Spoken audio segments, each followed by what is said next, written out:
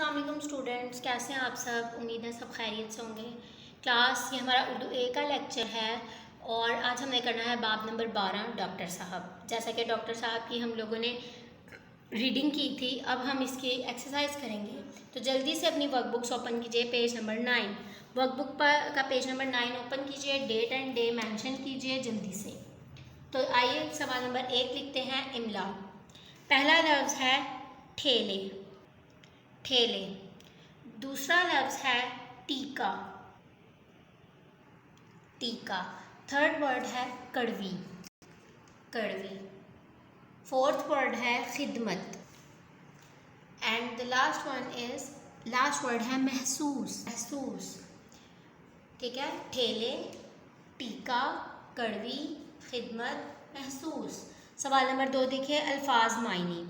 अल्फाज मायनी पहला लफ्ज़ है हमारा लजीज़। लजीज़ का मतलब होता है मज़ेदार। हम लोग कहते हैं ना बहुत मज़े की चीज़ है, तो लजीज़ मज़ेदार। नंबर 2 है चिड़। कहते हैं ना, अक्सर यूज़ करते हैं, मुझे इस चीज़ से बड़ी चिड़ है। ज़िद, चिड़ का मतलब होता है ज़िद, नापसंद चीज़ पे जब हम लोग ज़िद का इजहार करते हैं। ठीक है। अजीम, बड़ा। अजीम का क्या मतलब होता है? बड़ा। लजीज़ मज़ेदार, चिड़, ज़िद, अजीम, बड़ा।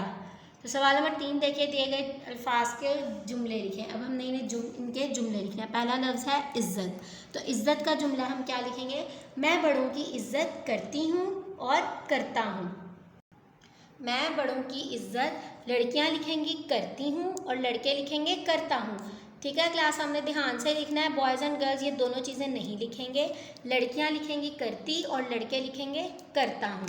नेक्स्ट है तरोताज़ा। सुबह की सैर से दिमाग तरोताज़ा होता है।